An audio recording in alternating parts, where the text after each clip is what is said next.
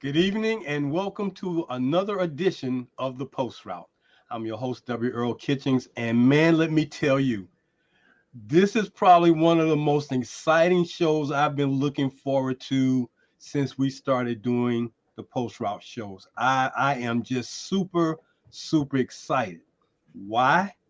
Man, I have got one of my all-time favorite legends on the show tonight, and he is one of those guys that when you're growing up and you're watching TV, and it's nothing like TV today. I mean, when we had TV back in the 60s and the 70s, well, first it was just a black and white TV, then you got a color TV, and it's just one TV in the whole house for the most part for black families back in those days. There was no remote. There was no remote control. If you had a remote control, boy, you thought you was something special. But man, when you got that color TV and everybody would just sit there and watch TV, and you had to physically get up and turn the channel. And back here, when I was growing up in Jacksonville, we only had two channels for the most part. Then we grew to three. So you didn't have to do much turning. But man, on Saturdays, when they would show some of the football games that they would show on Saturdays on ABC and NBC and CBS, man, you zeroed in. And when you saw legendary guys that you really had a real affinity for, the first quarterback I truly had an affinity for was Johnny Unitas. And I don't care what anybody says, Johnny Unitas was one of the greatest. But then when you started seeing guys of color show up in college football games, because that's the only place you were going to see them during that time, starting with Jimmy Ray at Michigan State, and it progressed slowly, year by year, game by game, and then getting an opportunity to see the guy who I'm talking about tonight, man, to just know who he was and know what he did. And in my opinion, this is just my opinion, I consider him the greatest college football quarterback ever, regardless of race. Because if you go 35 and oh, if you never lose a game, if you never lose a game, bowl games, regular season, if you never lose a game, you got to be considered a GOAT. You got to be. I mean, you never lost. So he's going to be my guest tonight. I'm just looking so much forward to having him on. But before I get to my guest, I wanted to send out some congratulations, being that we're in Black History Month. And it's been a whirlwind going around, black coaches at black colleges over the last couple of weeks, ever since mid-December. So I like to congratulate all of the coaches who have now been hired permanently at these HBCUs for the 2024 football season. And I'm going to give you a rundown. First, there's Ron Dickerson Jr. at Benedict. Congratulations, Ron. There's James Cozy III at Florida A&M. Congratulations, Coach Cozy. Then there's Mickey Joseph at Grambling. Moses Harper at Lincoln University up in Pennsylvania. Terrence Mathis at Morehouse. Chennis Berry at South Carolina State. Terrence Graves at Southern University. And Chris Dishman at Texas Southern. Those will be the 8 new faces that you will see on the sidelines. And let me tell you, they are already hard at work getting ready for the 2024 football season. So, congratulations to all of those gentlemen for being selected and hired by your respective colleges. We hope that you have a good season. We hope that your recruiting season is good for you this year. And we look forward to seeing each one of your teams at some point in time in the upcoming 2024 season. So, good luck with that and best wishes. I won't give any biasness tonight. I'll wait for the season to start. I won't be biased tonight. You know what I'm talking about when I say I'm biased. But anyway, getting back to my guest tonight, and let me tell you, I'm going to just give you a little appetizer and let you see. This guy played at Toledo for the Rockets back in the late, like 69, early 70s. And he is from Ohio, and he got to Toledo and put up phenomenal phenomenal numbers and records. And, during those times, wasn't a lot of passing going on. So while he was a double, what they call a dual option or triple threat quarterback, he could throw it or run it. It didn't matter, dual threat. Just the fact that here was a guy who could come into a situation dealing with the scenario of social, not unrest, but the social causes that were going on during the time when you had segregation and integration was starting to happen. And although integration happened a lot sooner in the Midwest and in the Northeast than it did in the South, he still had some challenges, I'm sure. I'm sure we'll talk about those. But man, let me tell you, when our guest tonight, the one, the only, the great Chuck Ealey played at Toledo, he was a phenomenal guy. So please, as you see his picture there from his days, from back in the Toledo days, I hope I didn't embarrass him. He doesn't look too much different from that picture than he is now. But please welcome my guest for tonight's show, the one, the only, the great Chuck Ealey. Chuck, how you doing, buddy? I think you're on mute. Chuck. Take yourself off of mute. I think you're on mute. Okay. There you go. I got you now. I got me. Okay. Chuck, welcome to the show, buddy. Well, I'm very happy to do that. I'm glad I could get on your show, man. I never caught on to it before, so now I got something to follow. There you go. So, Chuck, I hope I wasn't too embarrassing with my introduction of you, because you, in my heart, man, you are just a legend. I mean, like I said, Jimmy Ray was the first black quarterback I ever saw play at a major or mid-major college.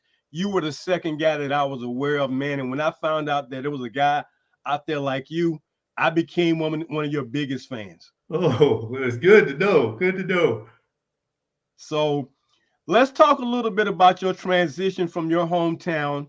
You played at Notre Dame High in your hometown. Let's talk a little bit about that and that transition from there to getting to Toledo, because in a time when we were dealing with a lot of social issues, you were able to make that transition. Yeah, it was a pretty tough thing there, and I'm doing some speaking at someone in regards to Black History Month. And one of the things that took place is that, they're down there. There's a sign in our downtown area in regards to the social elements and the issues that were going on in our world. My brother, my cousin, it was tough. It was tough. Civil rights and just trying to grow up. Sport became our vehicle and began to allow us to go in. I got a couple guys from a baseball standpoint, Larry Heisel and Al Oliver, who are professional ball players. We played together over and over to get each other. We go to the park, and we lived in the projects, and we had all the stuff that was going on with everybody else, but we were learning all this thing about sport and the freedom that it could get us. Well, talk a little bit about your hometown, and because in the South during that time, most of the black players went to all black high schools. And I know in the Midwest, especially in Ohio, I know it was not as bad as it was in the South. So you guys probably went to a little bit more mixed schools. So talk a little bit about your hometown high school and what that was like, and who really got you into wanting to be a quarterback. Okay, there was a couple of things that happened. Up to my grade school, I went to the community black school. But when I went to 6, 7, 8, I went to a Catholic school, which took me to a Catholic white school that was not competing with the public school. So I got into a real good scenario when there was only 400 kids in our high school and there was only 5 black students. Okay, but we had to always go back to the village, we call it, and go back in there, and that was all black, as you would know during those period of times. And that was things that we were learning about each other and learning about the situation. We understood the civil rights, but we would get caught up in it. But sport gave us a great deal of freedom to speak back and do things there at that time. So, Chuck, being from Portsmouth, Ohio, exactly where in Ohio is Portsmouth in relationship to some of the major cities? Okay, we're about 100 miles east of Cincinnati on the Ohio River, Okay. right there. Okay. So Okay. All right. that we're right there in the middle. We're 90 miles south of Columbus. Okay. So, and right there, right across the river is Kentucky. So when you got to Notre Dame High, Yep. you went out for the football team, as most of us do, Yep. and you found a way to become the guy calling the signals. Yeah. Well, what happened is I was playing my freshman year, sophomore year. I didn't play, but the starting quarterback was in front of me. The following year, they moved him to tight end because they saw what they want me to do, and I became the quarterback for the next 2 years. When we went undefeated, didn't lose any games in our high school years, and that's where I kind of took that off. And we had that connection within the community. It was like two different worlds. You would have the black community and all the things that go with that, and then you would have the white community up on the hill, as we called it, when we went to school. And we got treated very well. There's 4 black students in that school, and in me being one of them, the relationship that we got from that Catholicism world was a lot better than the public school. Let's be quite honest. Okay. So that was a Catholic high school you went to. Right. Okay. Right. So naturally that would be just a little different. Yes. But still, Chuck, no matter, you still had to go out there and perform. You still had to, earn that spot. You had to earn the coach's trust and confidence. So obviously you were a student of the game. You had the skills and the talent and the leadership capabilities, because those things are so key and important in leading your teammates, because everybody looks at the quarterback as being the leader. So here you are, you've risen to being the quarterback going into your junior year, and then you go undefeated that year. So now everybody definitely believes in Chuck Ealey now. Yeah. I went to those 2 years. I don't know if you've heard it, but they just now opened up a Hall of Fame for high schools for us. I don't know if you've seen it. It's a big deal, but there's a lot of guys in that. Jim Brown, and this year is the second year they're having it, and I'm going into it this year. Congratulations. High School Hall of Fame in Canton, Ohio. Okay. If you look that up, in Canton. Canton. There's no more room in Canton for another Hall of Fame. They figure they better get it before somebody else gets it. Exactly. So it's a good thing. But I had a real good coach. I mean, he was. My mom and dad were divorced when I don't even remember living in the same house with my dad. She was a single mom. She had no education. She had as much as 8th grade education. She was like one of those the lady in the help. But yet still the love and stuff that she had there between Larry and Al and a lot of other players in the community. We had a park. We would go there all day Saturday. We play football, basketball, baseball, and just go right through it. We have our own games and things going on. And so you pick up a lot of things, good and bad, from that process. Did you play baseball, Chuck? Yes, played baseball right at the Pony League up to 16 years. Then the football took over, and basketball took over in that period of time. Got you. So after this stellar high school career, going undefeated, who came knocking at Chuck Ealey's door? Because we just got Miss Ealey. We just got to have Chuck. We just got to have him. We must have him. Who came knocking, Chuck? Nobody, for the most part. Really, what happened is I had 2 coaches come down. I was 2 schools in our area, Miami of Ohio and OU, Ohio University, not Ohio State. Hess came down from OU, didn't come back. Then I went to Miami of Ohio, and Bo Schemblecker was a coach at that time at Miami of Ohio. Right. And Bo said, Chuck, we'd like you to come here. We're going to give you a partial scholarship, give you a chance to be 3rd quarterback and defensive back. And I said, no, Bo, no. I honestly did. I had no money, no keys, nothing, but I said, no, that's not going to work, because I needed to have my education paid for. I didn't need to have all that other stuff. And I knew that my mom had no idea about what was going on, but I was picking up very early in my life, in my high school thing, that I've got to make some of these decisions. And that's what I made a choice for. And then the rest was kind of history when Toledo came down the next couple of weeks and took me up that way to have that discussion. So you end up going to Toledo. Right. Well, the first thing that comes to mind a lot of times when guys are going to these schools, did you feel like it was a good fit for Chuck Healy at that time? Yeah, I mean, like what happened is how they ended up recruiting me is because, like I said, they played basketball. The assistant coach was worked with the principal there many years ago, and he called him down. He said, "You got to see this Chuck Healy." So he came down. The season was over, but he came to a basketball game. Okay. And the game he happened to catch, I scored 30 points and shot the last ball in the game and won the game. And he said, "Okay, you come, you come up, you come up there." So when I went up to Toledo, and here's one of the big things when I even speak to some of the kids in university, I said, my whole point was to get an education. And the first one that was going to treat me right, give me a chance, I was going to play football, but they're going to give me the opportunity to play, but get my education. Because the experience my mom had, I didn't want to have that for my family. And so I began to have these thought processes in mind. So when I got there, Frank Lauterbur, who was the head coach there, he said, "We want you to come to Toledo. We're giving you a full scholarship and a chance to play quarterback as much as you want." And I said, "Give me the paper." And I signed it right there. I didn't go to any more schools. I just signed it and said, "I'm going," because that's school. And that's how I ended up at Toledo. Well, I'll have to say this, Chuck, because it was meant for you to go to Toledo.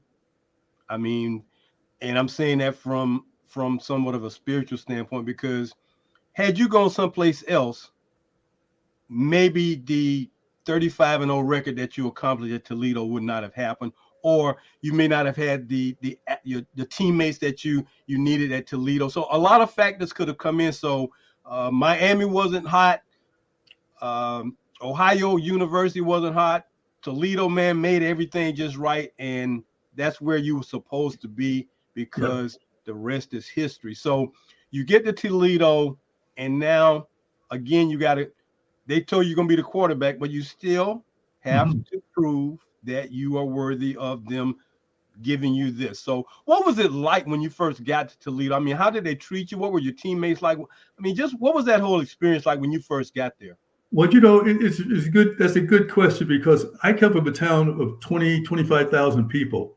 Toledo is probably 200,000, 250,000 as far as people and product, and everything's big. The biggest thing that I had to learn for me, or not learn, but when I got there was guys who were recruited from New York and Detroit. Then there was the white guys from the farm fields of Ohio. And all this mixture was going on that was happening in there. And right in the middle of the civil rights, the Black Power movement, all hell was breaking loose in different kinds of ways. Right. And how you put this stuff together. And as a quarterback, I just shut down everything, and I would go one day and I would sit with the guys who would be from the farm, and I would sit with the guys from the ghetto in Toledo and different places. And so just build team relationships as you begin to move forward with what was happening, because that was the only point that really mattered as far as the football team, and then set up a way to sort of get out and graduate in time in 4 years and things. So I had a plan in my mind in regards to things I wanted to do. And football obviously was that avenue, but the education was a real critical aspect for me. Well, I can understand how building that camaraderie, Chuck, was so important in your foundation in that first year. I mean, because when we go off to college, I mean, we're 18 years old. I mean, and you still trying to learn about how life works. And here you are thrust into a situation. And I think some people just kind of take it for granted. But, there was a transition and adjustment for you. But your plan was to, make friends and become teammates with all these guys and make everybody feel that, hey, man, we're here for the same purpose and the same reason, trying to be a football player here at Toledo, trying to get our degree and get through this difficult transitional part of life in America in the early 70s. Because, hey, everybody's got a different experience. You talk about guys coming from Detroit and New York. Their experience is totally different from a guy from Portsmouth, Ohio. Yes, absolutely. and I'm sure those guys from the big cities, had to adjust, because now they go from a big place to a small place. Yeah. New York to, a couple of million. Now you go to a couple of 100,000. Yeah. So So it was a real important experience for me for the rest of my life to be able to relate to my kids and then almost the difference of what being in the U.S. and living in Canada now and seeing the differences of the cultures and the things and how people get together, how things make out, and how you make things work with the kind of style and community that you could be in.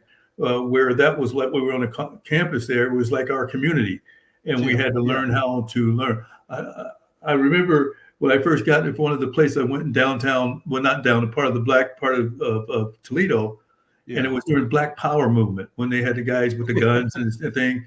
And I'm down there sitting down just watching it. And all of a sudden, these guys walking down with guns over their shoulders. I said, "Oh, I'm in the wrong place. Get me back on campus." But it was some of the changes that were going on in life that were basically learning from those things and taking away. And when I talk to kids and other people, when I speak, I talk about some of those important things that allow us to be one and all together. So now it's football season, Chuck. First game, you get out there on the football field, you perform. Well, when you won your first college football game, what kind of exhilaration did that provide for you? It was good because I'm now, because you remember those times the freshmen didn't get to play the varsity as they do now, but the first time in my sophomore year to be the starter because I had to beat out a senior who was playing before me, and I did that during the spring ball. And to win that first game, and now bringing these older guys who are seniors listening to me as far as leadership and commanding, I had to earn a right in aspects of what you're doing. And fortunately, I did. I think the second or third game of the year was against Bowling Green, which is our biggest rivalry. Like they're literally 20 miles apart. And we were behind, long story short, but that was one of the more big games that came place because going down to the end of the game, we were down 26-24, going into a headwind with about 50 seconds to go in the thing. And I'm a sophomore quarterback going in the huddle after I got to play. And all the old guys, because you don't lose to Bowling Green. The older guys, you don't do that. So they're down and everybody's down. And I said, I came and slapped my hands together and said, "Okay, guys, let's go." And we go and we drove down and the pass here, scramble here, kick the field goal. We won 27-26.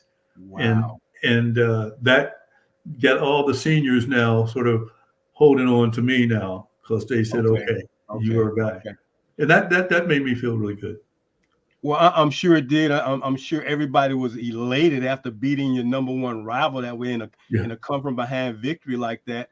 And it pretty much set the tone for who you were going to be at Toledo for the next couple of years. Because again, every year, you got these guys who are in that MAC conference. And let me tell you, I can imagine how difficult playing, you got Miami, Ohio, you got Bowling Green, you got Akron, you got these rivalries right there in state. So that's 3 of them right there. Then you go to Michigan, and there's about 5 there. So you didn't have to go far to deal with these other schools that you had to play on a year-to-year basis. And so now it's your junior year. Now everybody has put the bullseye on your back. And now you got to adjust your game and take it to a whole nother level now, because now everybody knows, hey, that Ely guy, we got to stop him. Oh yeah, I mean, and that was the thing, and I think the synergy behind all of that, we stepped growing together. And as we brought in some of the even newer, the younger people who came in sophomores and behind us, and teaching them and going with them and letting us, sort of build into them as they build into me and the rest of the guys that were in the backfield with us or on the defense, and we had a great defense. And that defense gave me the ball a lot of times. And we had one of the best in the top 10 as far as nationally in our defensive team. So it wasn't, why it was me on the offense and stuff with the other guys. The defense gave us a lot of chances. So, Chuck, who was your head coach at that time? Frank Lauterbur was the coach, but he left it after our junior year. We won 2 undefeated seasons, and so everybody's still trying to recruit him. And so they took him down to Iowa, and the assistant Jack Murphy, end up being the head coach for that last year. But and like when I was a senior, it was like, okay, this is my time, my team, kind of idea, because we all were together now. Because a lot of those freshmen that came in, a lot of the guys who were seniors were freshmen that came in with me, and Right. we all together. Right. So we had a real good connection with each other. So now here it is, your final season, Chuck. You 2 undefeated seasons. I mean, did you go to a bowl game in your junior year? Oh yeah, we went for all 3 to the Andrew. At that time, it was a Tangerine Bowl, which is the Tangerine Citrus Bowl. Bowl now, I think. So. Yeah. Okay. So now you got 2 seasons behind you. Now it's going into that senior year, man. Yep. And what did you ever not feel pressure, Chuck? Or when you got to your senior season, you were pretty much, nothing really, caused you to have any problems. No, I mean, I never, in all that stretch and all those stretch of things are going. I never, especially even our senior year, afraid of that. Except when Frank left, left and went to Iowa. Our assistant came in. The connection wasn't the same. Okay. And so I remember one of the games we almost lost. Well, what was it was against Villanova. Okay. And long story short, we were back and forth, and we were tied at 7-7, and we were on our up 15-yard line, and we had 55 seconds, and so the coach sent in a play, and Earl and I said, "Okay, guys," he said the play, and here's the play. You guys do what you normally do. I'm going to go to the other side. Because my roommate was Glenn Smith, was very fast on one side. Okay. And I said, Glenn, just go straight down the end. So I knew enough now as a senior to sort of say, those defensive backs will follow me for a second. Anyway, long story short, I threw a long 55-yard pass, and he caught it. And we had, with about 20 seconds left in the game, kicked the field goal to 110-7. That was one of the closer games going on. And nobody kind of knew that what happened until I told them, because nobody was looking for that. They just saw the mingle going on. But I knew if I went to the right, I would drag other people. Defense there. If I went to the left, I would give him enough back on the backside to give enough room behind. And I learned that. That's just because of the nature of what was happening over the years and what you're playing. I knew this was an opportunity, not that was going to happen that way specifically. But that worked out. That was one of those big games we got by and kept the streak going. Well, Chuck, thank God for good place kickers. Yeah. Thank God for good place kickers to win those games for you. Yeah. So now you've had this phenomenal career, Chuck, undefeated. You never lost a game throughout your collegiate career. You're all MAC. Was it a surprise when you got nominated for the Heisman that senior year? Yes and no. I mean, because I wasn't looking. I mean, because I didn't keep track with that kind of issue.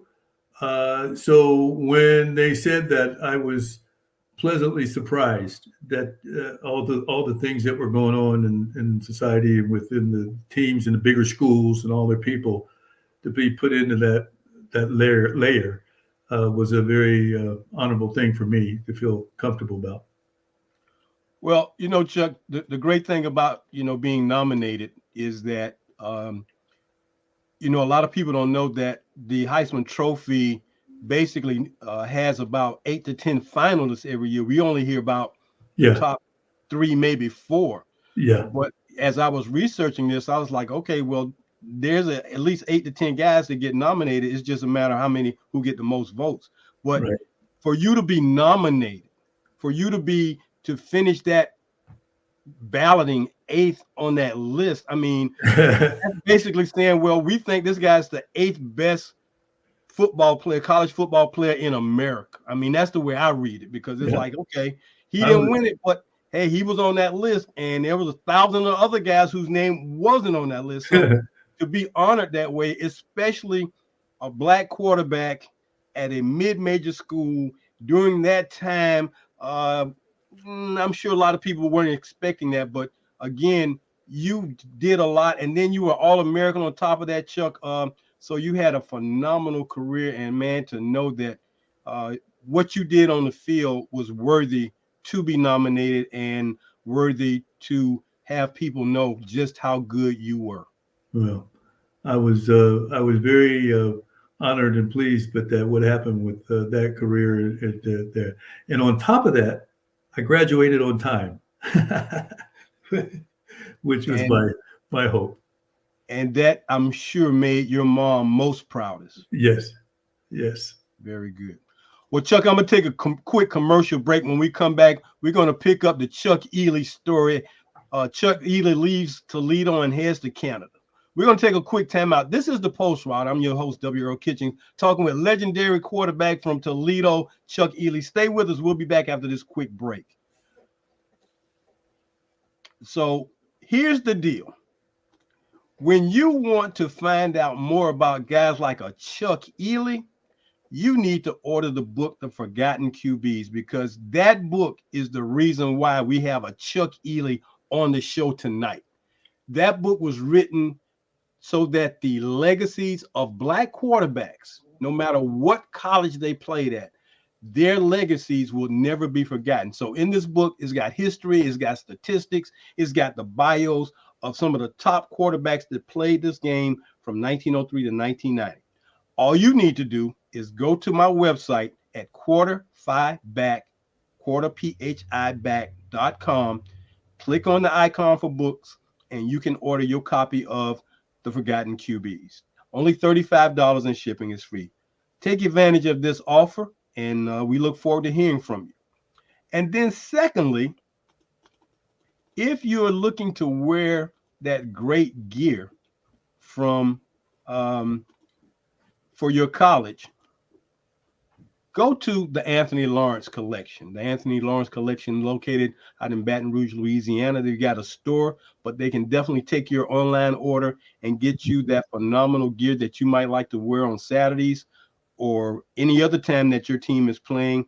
It's nothing like looking like you're representing your school at a football game, basketball game, baseball, volleyball, checkers, whatever. Go to the Anthony Lawrence Collection. That's AnthonyLawrenceCollection.com. Put in your order, give them a call. That number is right there on the screen for you.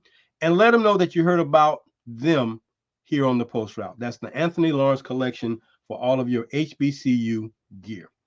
We're going to get back to my guest tonight, the one, the only, the phenomenal Chuck Ealey. Chuck, so good to have you on the show tonight, man. This is, sometimes things happen for a reason. And I tell you, this has definitely been made my 2024 already. I mean, we just 2 months in, and this has already been like Christmas to have you on the show tonight, man, because it is definitely my honor to be able to have you here. So going back to, you completed your career at Toledo, 35-0. That's why I, as I told you when I first spoke to you, you're the greatest in my book, because anybody can go undefeated through that many games. Hey, man, to not lose a game, kudos to you. Kudos to your teammates. Kudos to your coaches. Kudos to everybody who had a part in that, because everybody played a part. So now you're done at Toledo, and like most guys, thinking about what? Well, I'm going to the next level.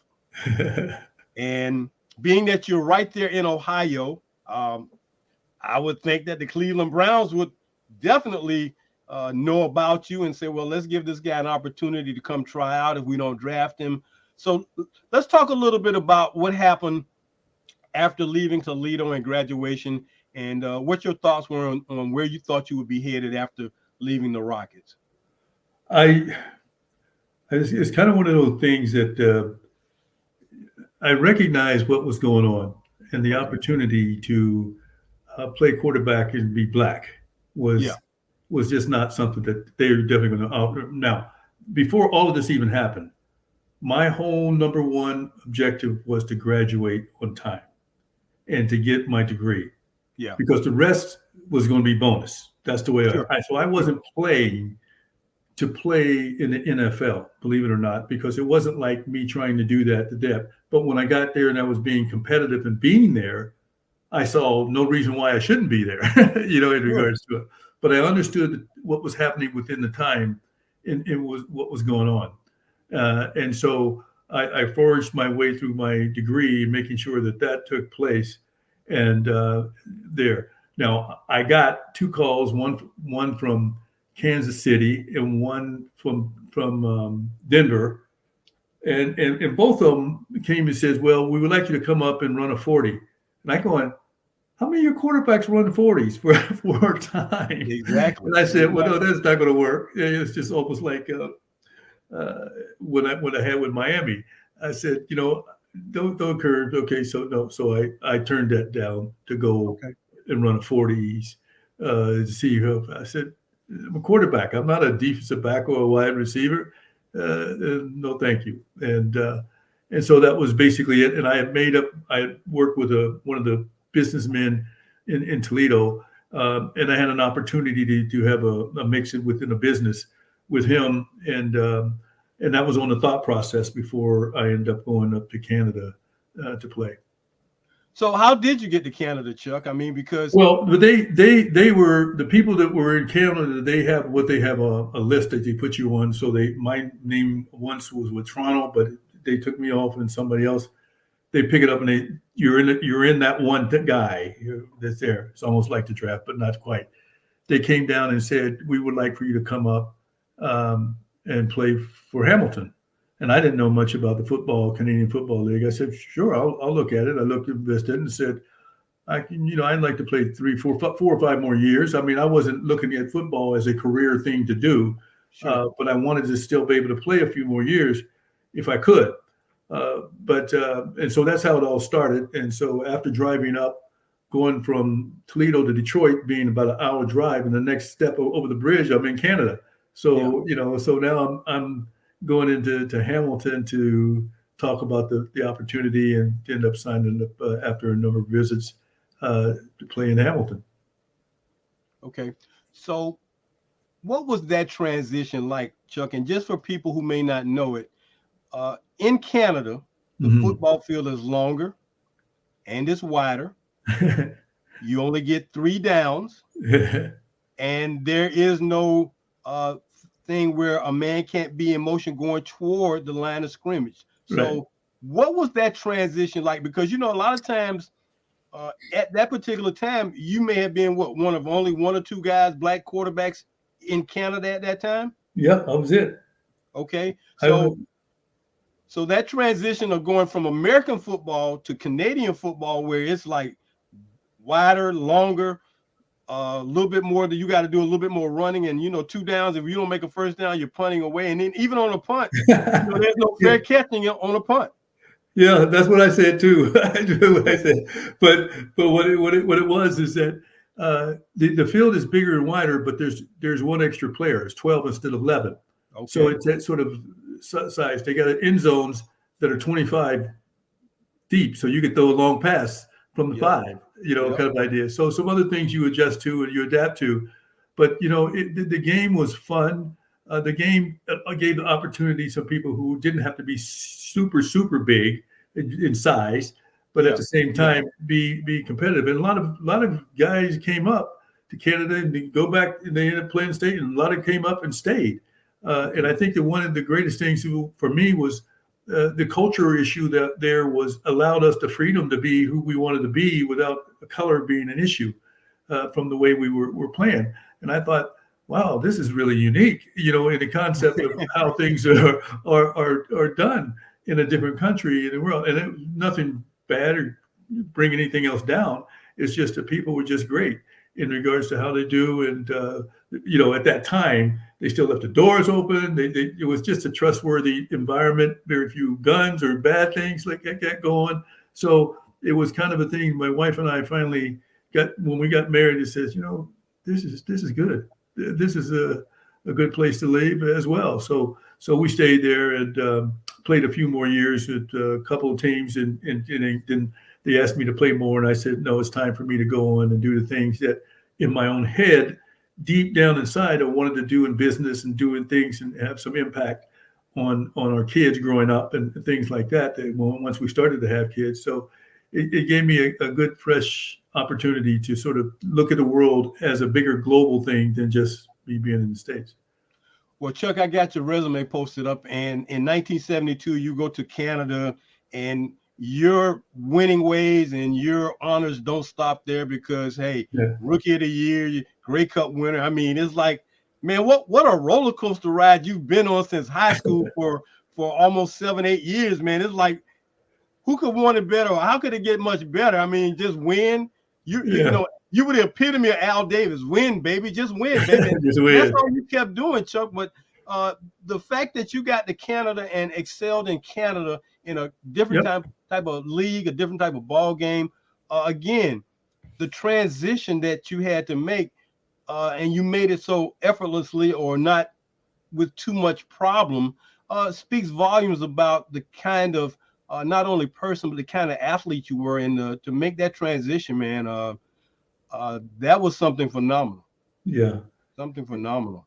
It So really was. It really was a great experience. And, and like I watch and see stuff that comes from the States and like from the football players and stuff. And the country is kind of quiet in what it is, but it's been a great experience for me and raising all my kids are born here and raised here, and see how the world is done differently, somewhat, but yet and still the same. Being in Canada versus where we could have been in the States, so we've enjoyed this immensely. So Chuck, has there been any type of talk about you potentially being inducted into the Canadian Football League Hall of Fame? No, no. No. There is. I mean, and I don't know that that will happen because my venture went into a different direction because I had a issue where I think I played 2.5 years with Hamilton and went to Winnipeg. And when I was in Winnipeg, I wasn't very happy because my mother was sick back in Okay. Ohio, and I at least when I was in Toronto, I could drive down Right. and see her. So I kind of had a conversation with one of the coaches and said, and I guess they must knew I was where I was headed, and I asked him, if I could. I was traded from Hamilton to Winnipeg, and then Winnipeg was out in the middle above Minnesota. And I Okay. said, so I'm going, no, I can't stay here. you Yeah. know, I Yeah. mean, because that was not necessarily the priorities now. Sure. And when I honestly, when I left and said I finally was going to go try to play pro, I said, I don't think I'm going to play more than 5 years. And that's kind of Okay. a death sentence you put on yourself when you start. Well, I would put it like this though, Chuck. I mean, you had a plan. You knew Yep. what you wanted to do. You knew that football was not the end all for you. There were other Right. things you wanted to do with your life, other things you wanted to happen with your family. So, Yep. not like most guys. Most guys, they look at football as the end all. I got to play football. Like, not so much for you. And Nope. at the same time, the social aspects of what was going on, not so much in Canada, but in the United States. Things were starting to get a tad better, but not much better. Not much better for guys who are black quarterbacks because they still want guys to transition from being a quarterback to a wide receiver, defensive back. And you saw what that was about, and you're like, well, I don't want to do that either. So let me do my time, and when it's over, it's over, and I'm gonna move on with life. Yeah. Yeah. Yeah, I just thought that, and like I was one of the few African Americans that were there when I started. But right. then I got to play. Then Conridge and some other guys start coming up, and then everybody sort of said, "Yeah, okay, nobody else wants to play. We'll go to Canada." We got a lot more black quarterbacks that came into Canada, Okay. and Yeah. before they even going back. I mean, I remember coming in and playing in the game against Warren Moon when he was in Edmonton, and Wow. he's the one. He's the one. He had the arm, Wow. the body, and everything else. And I think we lost to Mike because we were on the West End. He was in Edmonton. I think we lost by 3 Okay. to him, but that was one of his first or second years into the CFL. So, and we all kind of had this sort of connection without connecting because Yeah. we knew why we were there and how we got here. So, So Chuck, would you say that there is a somewhat of a fraternity feel for you guys, black quarterbacks, especially for the guys who went to Canada? I mean, did y'all have like a real camaraderie? Because you guys were kind of elite guys. It wasn't many of you, so Yeah. you had to kind of bond together, or conversations, or talking Yeah. things over, being in touch with one another. Yeah. How did those kind of things go? Well, it's like if I walk down to downtown New York and there's another brother walking down the street, we're gonna say hi. Right, We're gonna do that. right. It was like, yeah, we know because we know why we're here. Because down there we didn't get what we could get coming here. Yeah. And so it was almost one of those feelings you kind of knew what it was about, and we see each other. And I have a picture where I took with me and Damon Allen. We have a trophy. We have the Grey Cup because he's had it a couple of times. I had it once, and we took a picture because it was at one of the stadiums before. So Damon and I, when he was here in Toronto, we get along, and our families and stuff. So we know all the stories that we have between us and things that go on, and where he was at. So and Conridge Holloway, Warren, Tracy Ham, all of a sudden it was just race to come to Canada because, if you're a little bit short, give them an excuse. And now it doesn't matter that you're a little bit short because they take it everybody, they can't. Right. If you're good, so that's good. So that's been the way it was, and it was a wonderful thing that in Canada has been great for me, and that's why when I ever go speaking and go to different things, all the different business things that involve and boards and chair boards and things that never would have happened to me in my understanding if I would have stayed in the States in different kind of ways, possibly. I mean, a lot of that has to do with me too, but at the same time, the opportunity to have those things were given to me. Okay. Well, Chuck, I understand that you've got a book, or your daughter wrote a book. So I'm gonna give you an opportunity. I'm gonna pull a slide up and let you talk about this phenomenal book that your daughter wrote about you, and just tell us some things about that. Okay. Man, because you will love this. My daughter was going to have her master's at the thing, and she says, "Okay, Dad, I want to write a book about you, your lifestyle." And I said, "What?" I said, "Okay, this is going to be." And so she started going to the thing, and there was a couple. I'll just tell you that. And so I gave her a part of my life, what happened to my mom, what happened to her grandmother, and stuff like that. And she asked me two questions that I kind of use when I talk to people out there. One was, "Dad, when you were playing football and stuff around, how many girlfriends did you have?" I said, "One, your mother." That's it. So that's all you have to know. Then she says, "Oh, you go down. We're doing some other writing. She's doing some other things. She's a great writer. She's got several books out now." Okay. She said, "Dad, are we rich?" I said, "Your mother and I are." So we laugh at that over the years and stuff because what you ask me those kind of questions like that. But we had some good questions that I began to explain some of the changes of life that happened to me and why we wanted to make sure that they raised in the time. And it was very natural because when she was one of the times when we were going to my high school reunion in Portsmouth, and she was older now in high school and stuff, and we're down, and so we took them down, took her and my son, and we went down, and she went to doing the book or doing information on the book, and she was asking them questions and stuff. And on the way back, she said, "Dad, you never told me that all the kids in your school were white." And I said, I didn't know I had to tell you that. It was no reason for me to have to tell you, but yeah, they were. So I said, but you know what she told me?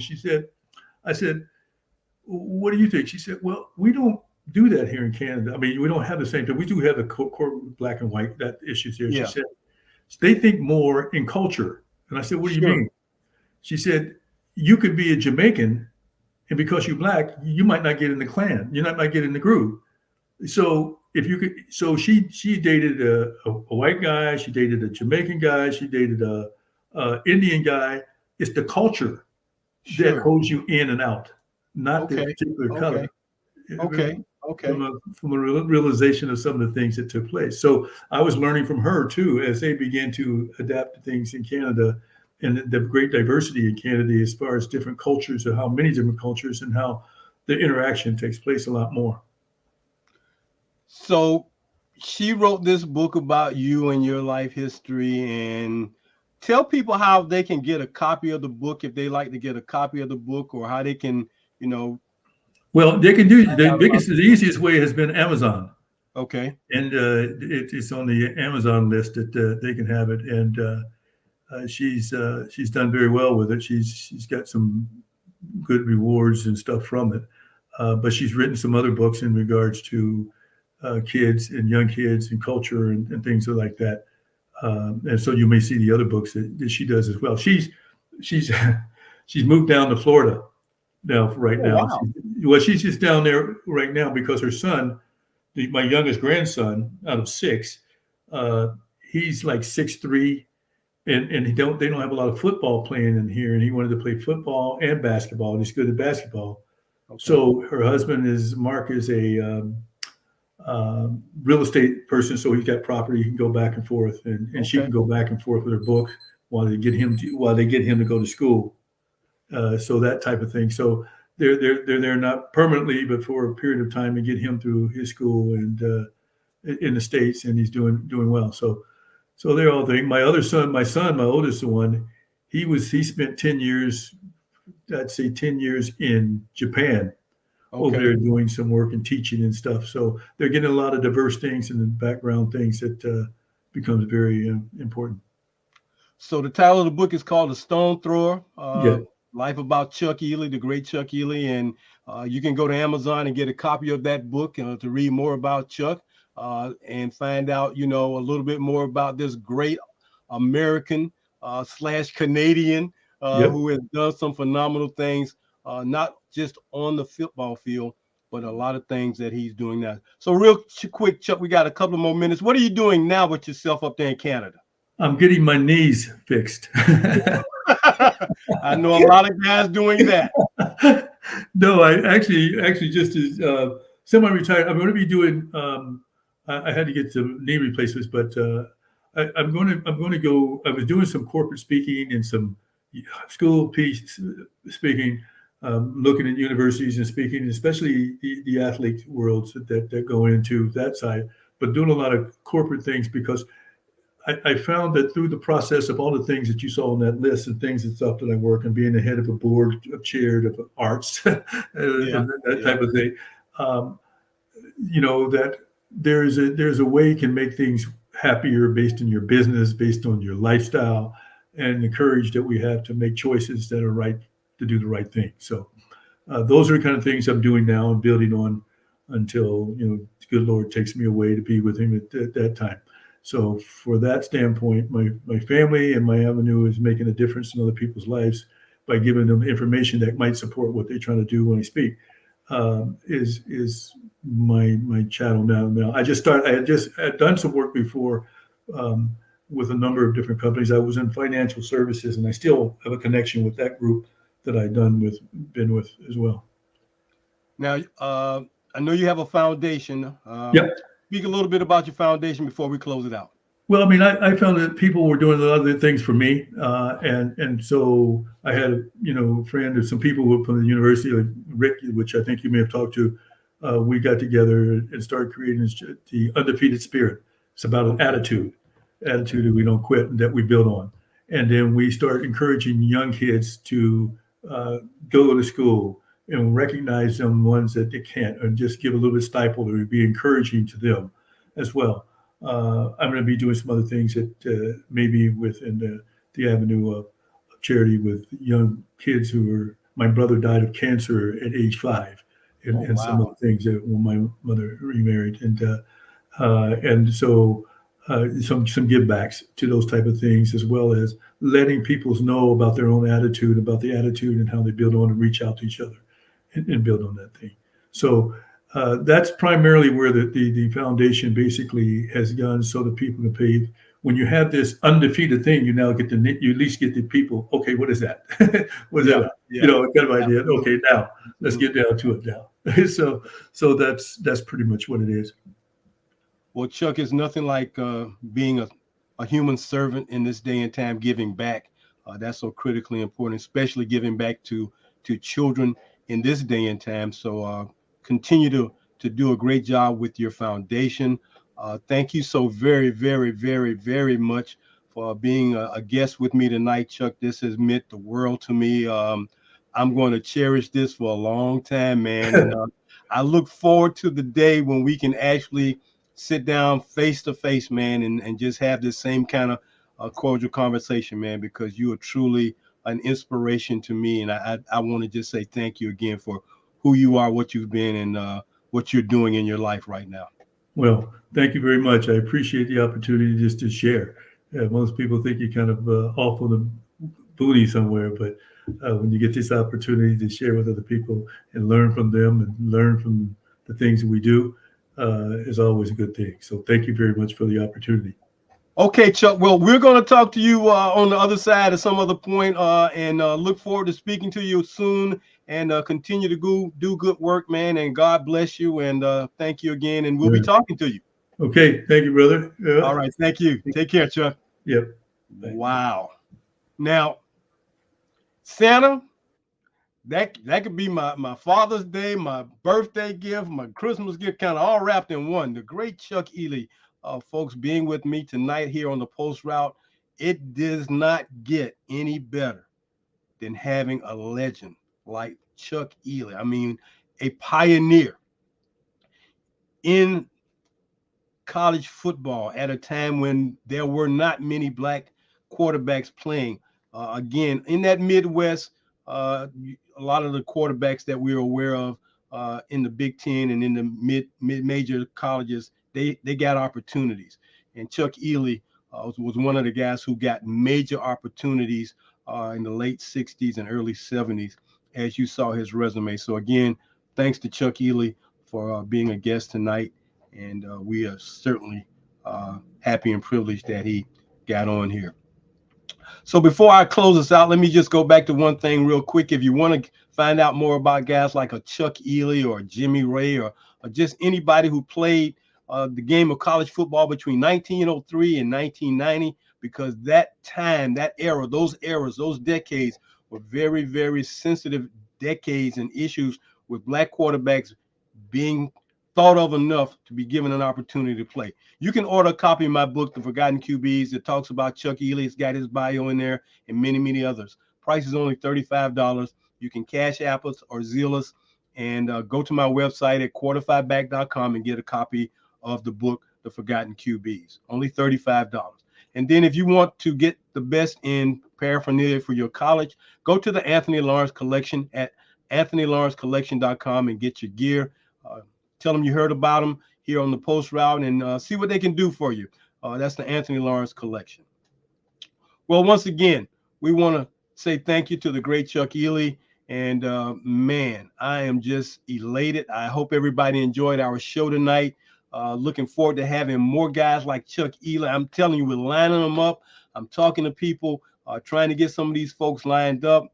I won't tell you who we're talking to because it's so many folks that we're trying to talk to. But let me tell you, he talked about one guy, Damon Allen. I'm looking forward to the day I can have that conversation with him because Damon Allen, 20 some odd years in the CFL, threw for over 75,000 yards. What a phenomenal career he had. The brother of the great Marcus Allen. So remember that name, Damon Allen, because when we get him on the show, it's going to be another fantastic show. When we talk to these guys who played in the Canadian Football League, their experiences are a lot different because you don't see and hear about them. He talked about some other guys, Tracy Ham, Warren Moon. Well, you know Warren Moon finally came to the NFL, but their careers in Canada, in my opinion, are just as important as the guys in the National Football League. Well, that's going to about do it for me tonight here on the Post Route. We hope you enjoyed our show. Don't forget, every Monday night here at 7 o'clock, you can check us out and find out who's the next great legend of quarterbacks, black quarterbacks, that we'll be talking to you about here on our show, The Post Route. Tell your friends about us. Hey, go to my website, quarterfiveback.com. See what we're doing there. We got a lot of things that we're going about doing. We're going to start merchandising in the upcoming months so you can get some gear with Quarter5 Back on it and things of that nature. So until the next time, I'm your host, W. Earl Kitchings, for the Post Route, for my Producer and director, Ms. Ronline Kennedy. We'd like to say thank you for joining us. Till next Monday night, take care. And as always, go for the bomb and go deep. Take care, everybody. Bye-bye.